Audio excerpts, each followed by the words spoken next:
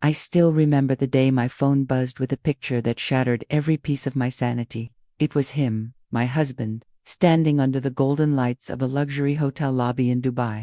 His arm wrapped so tightly around her waist it made me sick. She was in white, he was in a tux, and I was sitting on our bed at home, folding his clothes, thinking he was just on a business trip.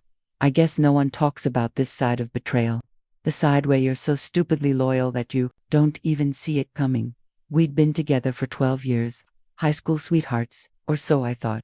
He'd promised me the world when we couldn't even afford a used car. And yet, while I was paying the bills, cooking his mother's favorite recipes, covering for his late meetings, he was in another country putting a ring on another woman's finger. Sometimes, I wonder if the neighbors knew. Maybe they saw his fancy suitcases, the late-night phone calls, the nervous glances when I'd asked him about his next trip, but they never said a word.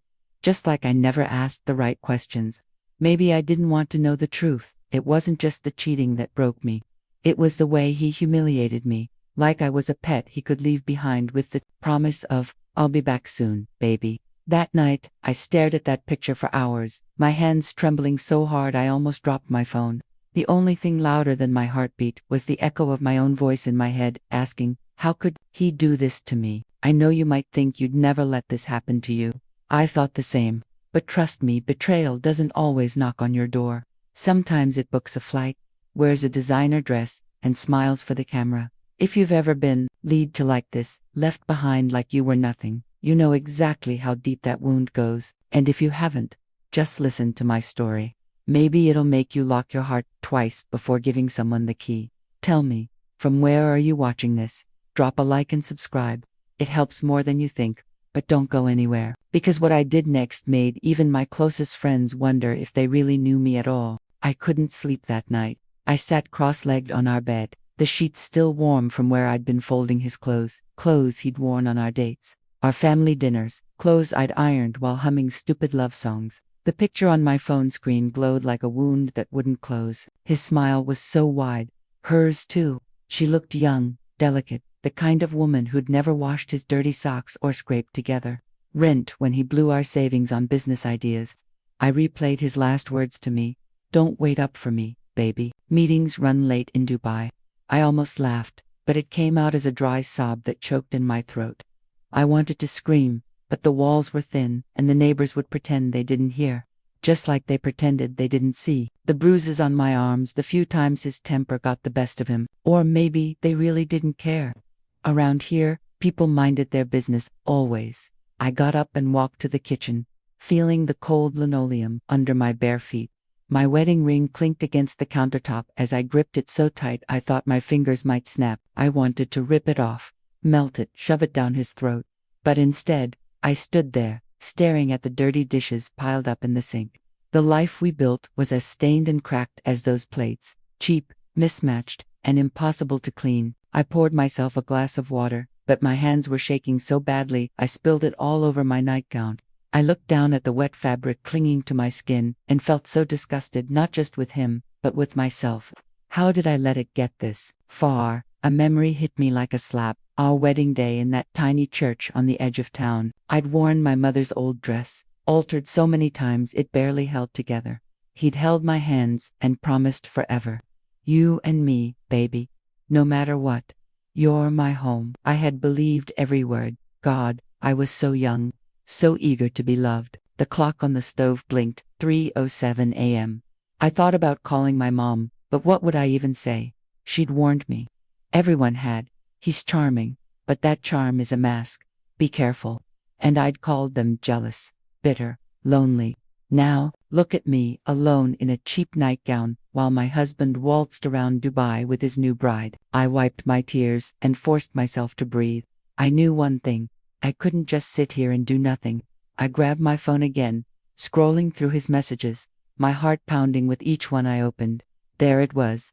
Receipts for hotel bookings, jewelry, even a private dinner cruise. He hadn't even bothered to hide it well. Part of me wondered if he wanted me to find out, like it was some sick game to see how far he could push me before I broke. I opened our closet and started pulling his clothes out, one by one. Suits, shirts, ties, all the fancy things he bought after I picked up extra shifts at the diner. I piled them on the floor, the smell of his expensive cologne suffocating me. I should have burned it all right then. But something stopped me. I needed a plan. Revenge wasn't enough. I wanted him to feel small, exposed, just like he made me feel. So I picked up his laptop from his side of the bed, the one he thought I didn't know the password to. But I knew everything about him, more than he ever knew about me. As I sat there, typing in the password, our wedding date, of course, I felt the tiniest spark of control flicker inside me. My hands still shook, but my mind was clearer than it had been in years. He thought he could marry someone else while I waited at home like a fool. He had no idea who he'd betrayed, but because if I was going to lose everything, I'd make sure he did too. And that's when I found the folder that changed everything. The folder was named something so harmless, so stupidly ordinary, Kadoi's reports. It sat there on his desktop, right next to vacation pictures and spreadsheets I'd seen him click through 1,000 times. But the moment I opened it, I knew this wasn't about work. This was about her, about them, about every lie he'd told with those same lips that used to swear he'd never hurt me. Inside were photos, dozens, him and that girl, no, that woman he'd married in Dubai, wrapped around each other in ways I hadn't let him touch me in months. There were videos too. Some looked like they were taken by him. Shaky phone clips of her twirling in hotel rooms, sipping champagne, giggling as he whispered Mrs. Carter into her ear. My stomach twisted at the sound. Mrs. Carter, that was supposed to be me. I was still Mrs. Carter, wasn't I? I clicked on a file marked legal. My heart pounded so loud I could barely hear the hiss of the radiator kicking in. It was a marriage certificate. Official. Stamped. Notarized. He'd actually done it. He'd stood in front of another officiant, sworn vows, slipped a ring on her finger, while mine was still digging into my skin. The next document hit harder. An application for a joint bank account. He'd moved our money, my money, into a new account with her name on it. All those extra shifts. All those nights I walked home alone at 2 a.m. because we needed to save for our future. It was all gone. I slammed the laptop shut so hard I thought the screen would crack. My breath came in short, ragged gasps. For a second, I thought I'd pass out, but I didn't. I forced myself up and splashed cold water on my face, watching my reflection blur and twist in the cracked bathroom mirror. I didn't recognize her, the woman staring back at me, with tangled hair and eyes red from crying. She looked hollow, weak. I hated her, but I also pitied her. I wrapped my arms around myself and sat on the edge of the tub, the laptop back on my knees. I needed proof. Not just to confront him, no. I wanted to ruin him. I wanted to pull every thread of this lie until his whole world unraveled, just like mine had. I copied every file. Photos, videos, receipts, bank transfers. I emailed them to myself, to a burner account I'd made years ago when I still thought I'd leave him one day. Back then, it was just a fantasy. Now it felt like the only way to survive. My phone buzzed. A message from him, landed safely. Meetings tomorrow. Love you, baby. I almost laughed. Love you, baby. I could see his smug face, probably lying next to her in some suite that cost more than our yearly rent. My fingers hovered over the keyboard. Part of me wanted to text back, to play dumb, to let him dig himself deeper, but another part wanted to send him every picture right then and there, to hear the panic in his voice when he realized I knew. Instead, I did nothing. I turned my phone off. I needed to be smarter than him. Just once. I walked through our tiny house, staring at the memories nailed to the walls. Graduation photos. That Christmas when we couldn't afford a tree, so we strung lights around a broomstick. The couch where we'd fall asleep watching stupid movies. Lies. All of it, my eyes, landed on the envelope taped behind the bedroom dresser. My just-in-case stash. I'd been putting away small bills for years. Never much. Just enough for a bus ticket out of town. Maybe a motel for a week. He didn't know about it. He'd always said, "You don't need secrets from me, baby, we're family." I grabbed the envelope and counted. 427. Not much, but enough for the first step. The clock read 5 a.m. now. The world outside was still dark, but I felt the first crack of dawn inside me. I wasn't going to sit here and wait for him to come back with that smug grin. I packed a small bag, just clothes, my ID, the laptop, and that envelope of crumpled cash. My hands trembled as I zipped it shut. This was it. I was really going to do it, but just as I slipped on my coat and opened the front door, a shadow moved on the porch. I froze, heart thundering in my chest. Standing there, leaning against the railing like he owned the night, was our neighbor, Mr. Lewis, the same neighbor who never looked me in the eye when I came home with bruises. He took a long drag from his cigarette, exhaled, and said, "Going somewhere, sweetheart?" And that's when I realized he knew. Maybe he'd always known. But what he said next made my blood run cold. I swear I could hear my heartbeat echo off the porch steps. Mr. Lewis flicked his cigarette into the yard, his eyes never leaving mine. They were pale, watery, the kind of eyes that always looked a little too interested when he'd see me carrying groceries, alone, or taking the trash out late at night. I clutched my bag tighter against my chest, praying my voice wouldn't shake. "Excuse me, Mr. Lewis," I said, forcing a polite smile that cracked at the corners. "It's early. I should get going." But he just leaned forward, resting his elbows on his knees like we were two old friends catching up. "Going where? Your husband's not home." "Huh? Business trip, right?" His lips curled around the word business like it was a private joke between us. I hated how he looked me up and down, like he could see right through my clothes, down to my fear. I shifted my weight toward the steps, but he moved faster than I thought a man his age could. He blocked my way with one arm, the stale smell of beer and cheap aftershave rolling off him in waves. "You know, I always wondered about you too," he said, voice low and sticky. "He leaves, you stay. He's always got somewhere better to be. Must get lonely, huh?" My stomach twisted. I could smell the damp earth under the porch, the mildew that always clung to the railings.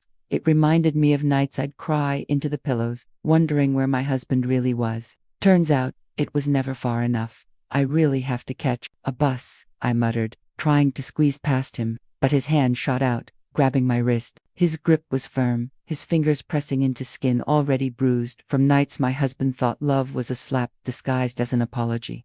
"You got pretty hands," Mr. Lewis rasped, his thumb tracing circles on my pulse. "Always thought so. He doesn't appreciate you, not like he should. Bet you'd be real sweet to a man who knows how to treat you." My chest burned.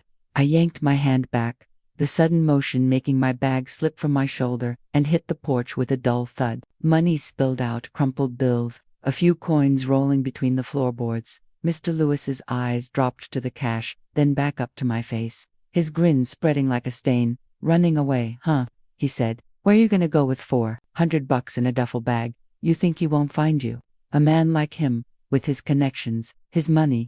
Girl like you's better off staying right here. Or maybe staying with someone who'd take care of you."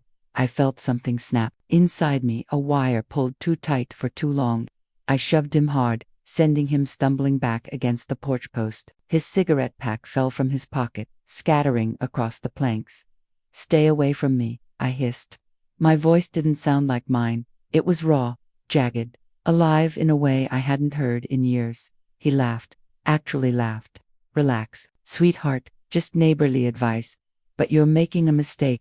He pushed himself upright, brushing off his pants, eyes narrowed like a dog tasting blood. "You think he's the only one watching you? People around here, we see everything. You run, you'll regret it." I scooped up the cash with shaking hands, shoving it back into the envelope. I didn't care if I lost a few bills. I just needed to get away from him, from this porch, from this entire rotting block. I backed down the steps, never taking my eyes off him. "Tell him whatever you want," I spat, my feet crunching on the gravel driveway.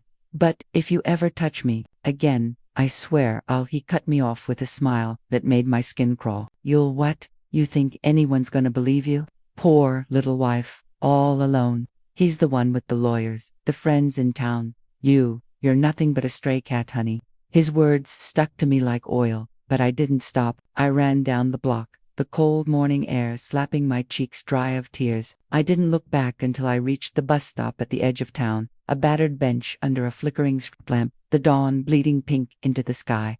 I collapsed onto the bench, hugging my bag to my chest. My breath came in ragged sobs. The sun was coming up, but it felt like the world was sinking deeper into darkness. Then my phone buzzed in my pocket. My hands fumbled with the screen. It was an email, an alert from the bank. A withdrawal, our account. Thousands gone. He was draining it, even as I sat there, shivering and alone. And that's when I knew it wouldn't be enough to run. I'd have to hunt him down myself, because if I didn't stop him, he'd keep taking until there was nothing left of me at all. I watched the sunrise from that broken bus stop, the cold metal bench biting into my legs. Each bus that rattled by was just another reminder that I had nowhere certain to go. I could feel my pulse in my fingertips as I clutched my bag, the envelope of cash now thinner than it had been an hour ago, some bills lost on that porch with Mr. Lewis's filthy grin burned into my brain. I kept hearing his words, "You're nothing but a stray cat." Maybe he was right. Maybe that's all I was now, a stray, picking scraps off a life that had never really belonged to me. The bus came with a hiss of brakes, the doors creaking open. The driver, an older woman with tired eyes and an empty smile, didn't even look twice at me as I dropped my few crumpled bills into the slot. I chose the back seat, pressing my forehead against the icy window as the houses blurred by our house, our street, all the lies he'd fed me in that suffocating little box. I replayed the picture in my head. Him in Dubai, tux, crisp, smile, wide, hands splayed possessively on her lower back. He'd promised me the world, but I was the one who kept us fed. I paid for his dreams while he fed me nightmares. I closed my eyes, the rumble of the bus making it hard to hold my thoughts still. My mind flickered back to our first apartment, the stained carpet, the flickering kitchen light. Back then, I believed in us more than I believed in myself. Maybe that's why I'd missed all the signs. I snapped back when the bus jolted over a pothole. The sign outside read Gainesville Transit Center, not exactly far, but far enough to be away from him. For now. I got off, the bag heavy on my shoulder, the laptop pressing against my ribs like a secret weapon. Inside the terminal, the flickering fluorescent lights buzzed overhead, casting everything in a sickly yellow glow. Families slept on benches, their luggage stacked around them like fortresses. A man behind the ticket counter called out for the next in line. I stood there, trying to figure out my next move. I couldn't stay in town. He'd find me in an instant. He knew everyone. Worse, everyone owed him favors. A smile here, a bribe there. He could make me disappear without lifting a finger. My phone vibrated again. I almost didn't want to look, but my curiosity was stronger than my fear. It was him. A message, this time not pretending to be sweet. "Where are you? Call me now." My throat went dry. The mask had slipped. He knew I knew. I could feel it in those 4 words. The threat under the demand. He wouldn't beg for forgiveness. He'd want control back. He'd make me pay for catching him, for daring to run. I sat down on a cold plastic chair in the corner and opened the laptop. I logged back into the burner email. The files were there, safe, staring back at me like a loaded gun. Bank statements, the fake marriage certificate, all the hotel receipts. Proof that I wasn't crazy. Proof that I'd been his fool. I felt a pulse of anger, something hot and dangerous that made my fingertips tingle. If he thought he could leave me penniless, a ghost in my own life, he'd picked the wrong woman to mess with. I needed help. Someone who could tell me what to do with all this. But who? My mother was 3 states away and we hadn't spoken in years. Friends, he'd made sure I didn't have any left. The few I did were too tangled up with his lies to believe me now. That's when I thought of someone I'd almost forgotten. Angela, my old coworker from the diner. She'd left town after a fight with her husband. Rumor was she'd started over in Jacksonville. We'd lost touch when my husband made me quit, but I still had her number scribbled in an old notebook at the bottom of my bag. I dug it out, my hands shaking, the pages smudged and torn. I found her name, Angela F., and dialed before I could lose my nerve. It rang and rang and rang. I was about to hang up when her groggy voice finally answered, thick with sleep. "Hello. Who is this?" "Angela, it's me. It's Caroline." I hadn't said my name out loud in so long. It almost sounded foreign. "I need your help. Please don't hang up." There was silence, then a sharp intake of breath. "Caroline. God, girl, I thought you were. Are you okay?" I bit my lip so hard I tasted blood. "No, I'm not, but I have proof. And I think he's going to come for me. I don't know what to do." Angela's voice dropped to a whisper, like she was shielding me through the phone line. "Listen to me. Don't tell me where you are yet. Find someplace busy. Don't go to a motel. Don't use your cards. He'll trace you. I can get you a lawyer. My cousin knows someone who deals with this kind of trash. But you have to promise me you won't go back. Ever." I felt my body collapse against the wall, a mix of fear and relief crashing over me. "I promise," I breathed. I can't do this alone." Angela's tone turned fierce, protective. "You're not alone anymore. Stay put. I'm coming to get you. And Caroline, he's going to wish he never underestimated you. But, as I hung up, my phone buzzed again, this time with a message that made my blood run colder than any bruise ever had. It was a photo of my mother's house. His car parked right out front. The caption read, "Come home, or I'll make her pay for your mistakes." I don't know how long I sat there in that grimy transit center, my back pressed against the sticky wall, the photo of my mother's porch burning holes into my brain. His car, black and shiny like a serpent, parked right by her flower beds, the same flower beds she'd fussed over every spring, her pride and joy. I could almost see her peeking out through the curtains, the confusion on her face, the fear she'd never admit. She didn't deserve this. She'd warned me about him, but I'd shut her out. Now she was his leverage. I wanted to scream, to throw the phone against the wall and watch it shatter, but I couldn't afford the noise. The few other travelers around me were already staring. The mother with 2 kids whispering something to her husband. The security guard giving me a once-over before looking away, pretending, just like always, that he hadn't seen anything. I dialed my mom's number, my fingers trembling so badly I hit the wrong digit twice. The phone rang once, twice. Her soft voice came through, hesitant but warm. "Hello, Caroline." She always said my name like a prayer, like she couldn't believe I was really hers. "Mom," I whispered, forcing my voice steady. "Is he there? Is James there?" She paused. I heard the creak of her old rocking chair, the hush of her breath. "Baby, he's in the driveway. He said you left your phone in his car, and he's worried sick. He wants to take me out for breakfast. Is everything all right? You two fighting again?" A laugh escaped my lips, but it tasted like rust. Fighting. That's what she called it. She never knew the nights he'd shoved me against the wall for asking too many questions. She never saw the way he'd hissed my name like an insult when I'd say no. "Mom, listen to me," I said, trying not to break. "Don't go with him. Please, lock the door. Don't open it again. I'll explain later, I swear to you, but you have to trust me. He's dangerous." But her sweet voice turned sharp. "Caroline May Carter, don't you dare start this nonsense again. He's your husband. If you two are having problems, you come here and talk it through like grown-ups. He loves you. He says you ran off in the middle of the night, baby. Did you do something foolish?" Something foolish. That's what they always called it when a woman didn't keep her mouth shut, when she ran before her bones broke. My mind raced, trying to think of anything that would make sense to her, but the truth was too big, too ugly to fit in the space between us. "Please, Mama," I begged, my voice cracking. "Just don't open the door. Call the sheriff if he tries to come in. I'm begging you." I heard a knock in the background, 3 polite taps. Then his voice, muffled but unmistakable, that syrupy tone he used when he wanted to charm someone old enough to be his mother. "Mrs. Rhodes, it's just me. Can we talk?" "Caroline, he's worried about you," she said, her voice already softening, slipping into that place where hope lives. "Come home, baby. Don't make this harder than it has to be. You know he'll forgive you if you'd just come back." "Forgive me." The bile rose so fast I had to swallow it back. "I can't talk right now. Mama, I love you. Please don't open the door." But the line went dead.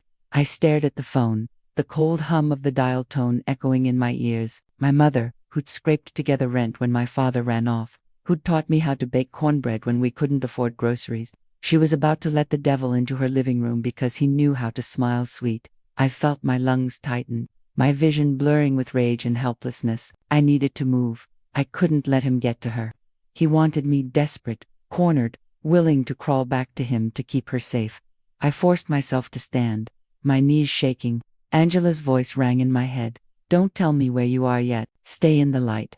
But light was useless if you didn't know who to trust. I glanced around the terminal, the flickering overheads, the broken soda machine, the clerk behind the counter pretending to be busy with the crossword puzzle. I found a payphone by the bathroom and dialed Angela's number again, my fingers smudged with dirt and sweat. She picked up on the first ring. "Caroline, where are you?" Her voice was like an anchor, something solid in the storm. "He's at my mom's." I choked out. I told her not to let him in, but she won't listen. "He knows everything, Angela. He's draining the account. He's using her against me." Okay, listen, take a breath," she said, her tone sharp and calm all at once. "Do you still have the files? The proof?" "Yes." My hand closed around the laptop bag, like I could protect it with sheer willpower. Good. Then you still have power. You need to make him believe you're weak, but you're not. You're going to get on a bus, and you're going to come here. I'll meet you at the station. We'll find a safe place for you and your mama. I know people. Caroline. He won't see it coming. But what if he hurts her? I whispered, my voice so small it felt like it belonged to someone else. Angela's reply was cold as steel. Then we give him something to lose. You've got his secrets, remember. He loves his reputation more than he loves breathing. We'll leak every dirty detail if he lays a finger on her. Trust me, Carolyn, we'll make him choose between losing you and losing everything. I wanted to believe her. I needed to. But deep down, I knew men like him didn't choose. They took, they lied. And when they were cornered, they got dangerous. I hung up, the taste of iron on my tongue. I could feel the storm brewing, the tension in my chest coiling tighter with every heartbeat. I had my bag, my cash, my proof, and a name I refused to let him take from me. But as I stepped toward the ticket counter, a voice behind me made my blood freeze. Well, if it ain't the runaway bride herself. I turned, my breath catching in my throat. There he was, not James, but someone worse in that moment. Mr. Lewis, smiling, blocking my path. Your husband's looking for you, sweetheart, he drawled, his eyes glittering under the harsh terminal lights. And I'd hate for him to think I didn't do my neighborly duty. And that's when I realized the real fight was only just beginning. The fluorescent lights overhead flickered so harshly that for a split second I thought I might pass out, or maybe I wanted to. Anything to escape the grin on Mr. Lewis's face as he took a slow step closer, boots squeaking on the grimy linoleum floor. He looked so out of place here, like a piece of rotting wood dragged into the harsh daylight. I took an instinctive step back, clutching my bag tighter. The laptop pressed into my ribs, a reminder that I still had something he couldn't touch. Not yet, not if I stayed on my feet. How did you? I started, but my voice cracked. He chuckled, low and mean, double quotes. Oh, you think you're the only one who can keep secrets, sugar. He leaned in so close I could smell the stale beer on his breath, the sour temps of sweat soaked into his collar. Your husband's a generous man. He knows how to make folks like me helpful. I could almost see it now, the late-night chats on our porch I pretended not to hear. The forced smiles when James would slip Mr. Lewis an envelope for fixing the fence. He wasn't just a nosy neighbor. He was a watchdog, and right now, I was the bone they'd both been chewing on. Leave me alone. Lewis, I hissed, my nails digging crescents into my palm. I could feel the security guard's eyes on us from across the terminal, but he didn't move. Just turned away, like he always did, like everyone always did. Mr. Lewis's grin widened. He reached for my bag, his fingers brushing the worn strap. You don't want to make a scene, sweetheart. Just come outside, we'll talk. He wants to see you, wants to work things out. He made it sound so normal, like a family squabble, instead of the nightmare it was. I glanced around. Families sleeping, on benches, a mother shushing her crying baby. No one would help me, not if they thought it was just a domestic spat, just a wife being stubborn. I'd seen that look too many times, pity mixed with judgment, never enough to open a door or make a call. I forced myself to stand straighter. I heard Angela's voice in my head like a heartbeat. You've got power. You've got proof. Lewis, if you touch me, you'll regret it, I said, my voice shaking but louder now, just enough for the woman behind the ticket counter to lift her head. I met her eyes, begging her to see me, not just another tired wife, but a woman who needed a witness. But Mr. Lewis didn't flinch. He stepped in closer, blocking my view.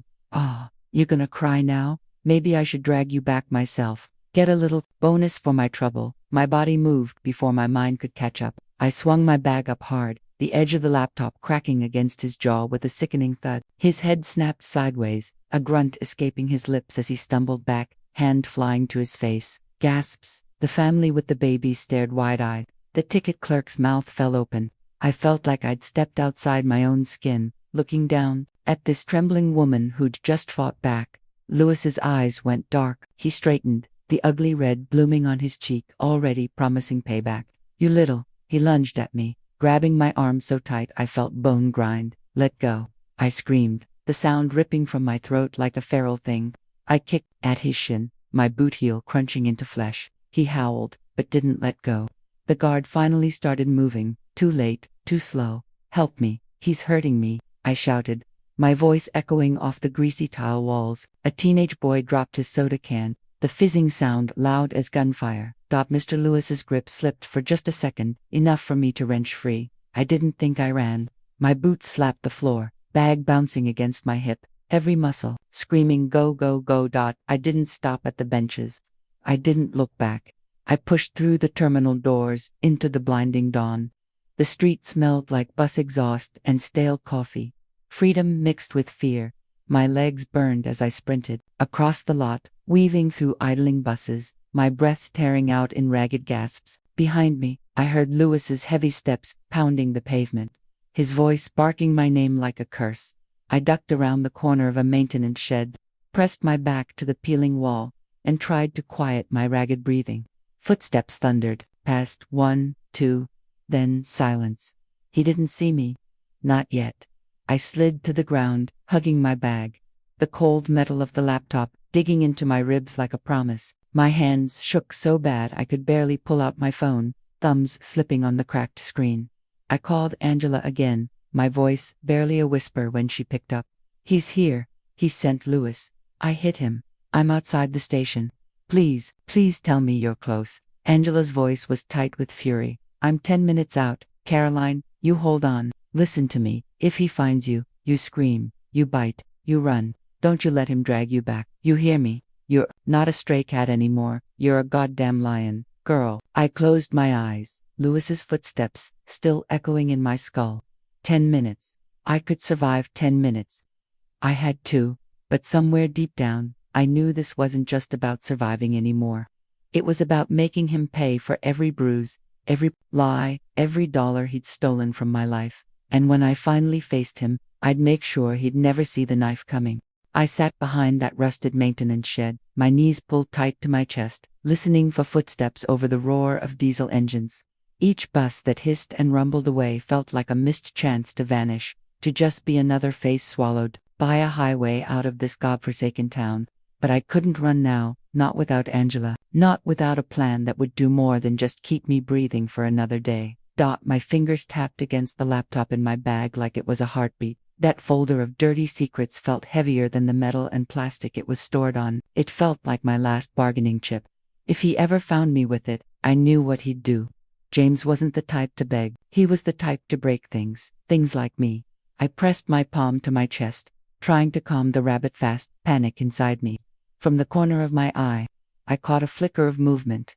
Lewis's silhouette prowling between buses, his boots crunching over gravel, his head jerking side to side. I ducked down, my breath caught in my throat. You're not a stray cat anymore. Angela's voice whispered in my head. You're a lion. I wasn't so sure. Lions didn't tremble like this. Lions didn't taste bile every time they pictured their mother unlocking that front door for the devil she still called son-in-law. I felt something cold against my hip, my phone, buzzing with a message. I slid it out, hands trembling. It was from James. Just 2 words. Run home. My pulse skipped. It wasn't a threat. It was a command. And I knew exactly what he was trying to do. Herd me like cattle. Make me panic enough to come crawling back into his cage. I typed back before I could think better of it. You touch her, and I bury you. I have everything. I hit send and immediately hated myself for showing my hand. But the truth was, there was no more bluffing now. He knew I'd seen it all. The screen buzzed again. This time it was a photo. My mother's living room, her slippers by the couch, a sliver of her hair visible behind his shoulder. My hand flew to my mouth to muffle the sob that ripped out. He was inside. He'd gotten in. Of course he had. He knew how to look innocent. He knew how to say, I'm just here to make sure she's okay, ma'am. I curled forward, forehead pressed to my knees, a silent scream echoing inside my skull. You did this. The voice in my head spat. You stayed. You loved him. You let him do this to you, to her. The crunch of gravel snapped me back. Lewis's boots, closer this time. He was muttering to himself, curse words mixed with promises. Stupid bitch, I'll find you. Shoulda stayed in the kitchen where you belong. I didn't have time to be scared. I stood up so fast I almost fell over, grabbed a loose length of rusty pipe, propped against the shed wall. It was heavy, rough in my hands, but I gripped it tight enough to feel the sting of rust biting my palms. When he rounded the corner, his eyes widened, just for a second before that grin. came back. He stepped closer, hands raised like I was some wild animal he could coax into a leash. There you are, sweetheart. Let's put that down, huh? Don't want nobody getting hurt. I lifted the pipe higher, the muscles in my arms screaming. My voice came out steady, colder than I felt inside. Try me, Louis. Touch me again. I swear to God. His smile twitched. You don't got it in you. He lunged. I swung. The pipe connected with a dull, sickening thud against his forearm. As he tried to shield his face, he howled, stumbled back, cradling his arm. You crazy bitch. He spat. You have no idea. My voice was ragged, but I didn't drop the pipe. I wanted him to see it, to see me. Not the trembling wife, not the desperate stray. The lion. Louis backed away, cursing, his good hand pressed to the angry welt already rising on his arm. He spat on the ground, eyes wild with a mix of pain and rage. You're done. He's gonna tear you apart. You think some friend's gonna protect you. Think your mama's safe. He owns you, girl. Not anymore, I said, my teeth bared. Tell him I'm coming for him. Louis froze. I saw it in his eyes, a flicker of doubt. Maybe for the first time, he realized I wasn't bluffing, that I wasn't crawling back. He spat again, then turned and limped off toward the edge of the lot, melting back into the shadows between the buses. My arms shook as I let the pipe drop to the ground. I could hear Angela's car before I saw it, the engine rattling, the brakes squealing as she pulled up behind the shed. She flung the door open, eyes wide when she saw the rust smear on my palms. Caroline, Jesus, get in now. I didn't think twice. I threw my bag into the back seat and climbed in, my whole body vibrating like a live wire. As Angela peeled out of the lot, tires screaming, I dared to look back just once. The bus terminal, my last hiding place, already shrinking in the rearview mirror. Where are we going? I croaked, my throat raw. Angela's eyes locked, on the road, jaw set like stone. Somewhere he won't expect. Somewhere you get to decide what happens next. And Caroline, yeah. She reached over, squeezed my hand, tight, fierce. Next time you swing that pipe, aim for the head. And, for the first time in what felt like forever, I almost laughed because I believed her. And because maybe, just maybe, I believed in me, too. Angela's car smelled like old coffee, stale cigarette smoke, and something warm and human that reminded me what safety felt like, or at least what hope smelled like when you'd been choking on fear for too long. I sat in the passenger seat, my hands still stained with rust from the pipe, the laptop digging into my thighs like a loaded gun. Angela didn't talk much at first. She drove like she had a vendetta with the road itself, one hand on the wheel, the other tapping the window. Whenever her mind started racing ahead, I watched her eyes in the mirror, sharp and calculating, like she was solving a puzzle that might explode if she didn't get it right the first time. Where are we going? I asked for the 10th time. My voice felt like it belonged to a stranger, raw, stretched thin from too many screams swallowed down. Someplace he won't look, she muttered, squinting at the cracked windshield. My cousin's got a trailer out by the old quarry. Abandoned half the year. No nosy neighbors. No Louis creeping round your windows. And enough back roads that if he tries to follow, he'll get lost. I flinched at the thought of James showing up at that trailer, knocking at the flimsy door, smiling his crocodile grin while the walls closed in. Angela must have seen my panic. She reached across the console and squeezed my hand, her fingers rough but warm. Hey, look at me. You did good. You hear? You fought back. You got the proof. That's more than most women ever get before they're buried under some cheap headstone with a rose and a lie carved on it. A laugh, sharp, bitter, scraped out of my throat. Is that my happy ending? A trailer in the woods and a folder full of lies? She snorted, shaking her head. Hell no. The trailer's just where you catch your breath. The folder. That's your ticket to make him bleed. A man like him, all charm, all dirty money, his reputation's everything. Take that away and you rip the mask off. People like him don't survive that. Not for long. I wanted to believe her, but every time I closed my eyes, I saw my mother's house, her slippers by the couch, her frail hands offering him coffee while he plotted how to drag me back home. I could feel that guilt like a bruise on my ribs, deeper than any blow he'd ever landed. Angela must have read my silence. We'll get her out too, she said, one step at a time. Caroline, first you, then her, but you gotta stay alive to do it. We drove for what felt like hours, endless stretches of cracked road, rusted mailboxes with names long forgotten, fields turning to woods that swallowed the moonlight. By the time we pulled off onto a dirt track that looked like it hadn't seen a tire in years, I was too tired to feel scared anymore. The trailer looked like every horror story my mama ever warned me about: dented aluminum siding, a single flickering porch light, the screen door hanging off its hinge. But to me, in that moment, it looked like a fortress. Angela killed the engine and turned to me, her eyes softening just a fraction. "You go in, lock the door. Don't open it for anyone but me. I'm gonna hit a few folks up, see what dirt they can dig on him. And Caroline," she leaned in close, her breath warm against my temple, "you've got to be willing to finish this. No matter what you find in that folder. You understand?" I nodded, the words stuck behind the knot in my throat. She pressed a battered flip phone into my palm. No GPS, no apps, just numbers scribbled inside the battery cover. "Call me if you see headlights you don't know. Call me if you hear so much as a twig snap outside that window. And if he shows up before I get back."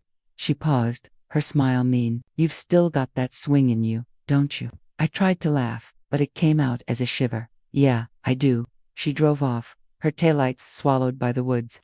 I dragged my bag up the crooked porch steps, each creak of the boards echoing like a warning. Inside, the trailer smelled of dust and old wood, but it was warm enough to stop my teeth from chattering. I locked every latch, wedged a chair under the knob the way Mama used to when Daddy would come home drunk. I pulled the battered curtains, shut the darkness outside pressing its face against the thin glass. I sat cross-legged on the rickety couch, the laptop balanced on my knees, my thumb tracing the edges of the folder I'd saved like a talisman. Each click of the mouse was a heartbeat, his lies laid out in bank statements, fake contracts, invoices for places I'd never been but paid for with my tips and my trust. But there was one file I hadn't opened yet, buried at the bottom, marked for Dubai. My stomach twisted. I clicked it open. A list, names, account numbers, dollar signs that made my eyes blur. It wasn't just a second marriage, it was laundering. Dirty money, funneled through my name, our marriage, my signature forged on documents I'd never seen. I was more than the fool. I was the shield, the patsy, the one they'd pin it on when the IRS or the cops came knocking. I slammed the laptop shut, bile rising in my throat, the weight of what he'd done pressed down so hard I couldn't breathe. If they catch him, they'll catch me, too. If I didn't fight smart, I'd go down with him, no matter how many bruises I showed them. Outside, a branch cracked, sharp as a gunshot in the night. I froze, every nerve in my body screaming. Headlights, they're flickering through the trees, crawling down that dirt track like a snake with a smile. I reached for the phone Angela gave me, my fingers slipping on the keys as I dialed. My whisper scraped out of me like a death rattle. "Angela, he's here." And just like that, I knew the trailer wasn't my fortress. It was my final stand. The seconds stretched like hours as I pressed my back to the peeling wall, the phone crushed to my ear. I could hear Angela's voice crackling through the bad connection, calm but sharp as a knife. "Stay where you are. I'm 5 minutes out, lock everything. Stay low." But my eyes were glued to the narrow gap in the curtain, headlights creeping closer, crawling over the gnarled trees like searchlights hunting prey. The hum of the engine was low, predatory, not the battered growl of Angela's car. This one was smooth, expensive. I could picture him behind the wheel, that perfect, practiced smile he used on my mama, the one that made every lie taste like honey. Except tonight there'd be no porch swing, no coffee, no soft voice asking him what was wrong. Tonight it was just me, and the truth that weighed so heavy on my chest it felt like a stone sinking me to the floor. I backed toward the table, dragging the laptop closer. I'd planned to run, I'd planned to hide, but now, as his headlights cut out and the world fell back into a suffocating darkness, I realized hiding wouldn't save me. Not anymore. I slid the folder open again, my name on every forged signature, his mistress's passport stamps, wire transfers with my social security number tacked onto dirty money. It wasn't just betrayal, it was a noose he'd tied around my neck, knot by knot. The crunch of gravel, the car door. I ducked low, my breath rattling in my throat. Through the flimsy wall I could almost feel him on the porch, boots scraping. That soft knock, polite as a salesman. "Caroline Beatty, open up, let's talk. You don't have to be scared." The bile rose so fast I thought I'd choke on it. He'd always known how to say the right words, the ones that burrowed under your ribs and made you doubt your own heartbeat. But not tonight. Tonight the fear was different. It was sharper. A fear that told me to stand my ground. The doorknob rattled. A quiet, patient twist, then harder metal scraping wood. He didn't know about the chair wedged under it. The silence that followed was worse than any yelling. It was the calm before a storm you can't outrun. Then his voice, low and sugar-slick. You think you're safe? You think that little friend of yours can hide you forever? Come out now, Carolyn. We'll fix this. We'll fix you. Something in me snapped. I shoved the laptop aside and grabbed the old iron fireplace poker from under the couch, heavier than the pipe, solid enough to crack bone. My palms burned where rust scraped my skin, but I felt stronger holding it. The front window rattled glass, squealing in the frame. He was trying to push it open. A shadow moved behind the threadbare curtain. His breath fogged the pain. I stepped back, pressing into the shadows. I didn't make a sound. I could hear his frustration, the quiet muttering, the curse when he realized the window wouldn't budge. I felt the vibration before I heard the tires, Angela's car tearing down the dirt track, her headlights sweeping through the trees like salvation. James froze at the window, his face pale and snarling in the glow of her beams. For the first time, I saw it, the crack in his perfect mask, the fury that always lived behind his eyes when no one was looking. He pounded on the window once, twice, the glass rattled but held. Then he turned and ran.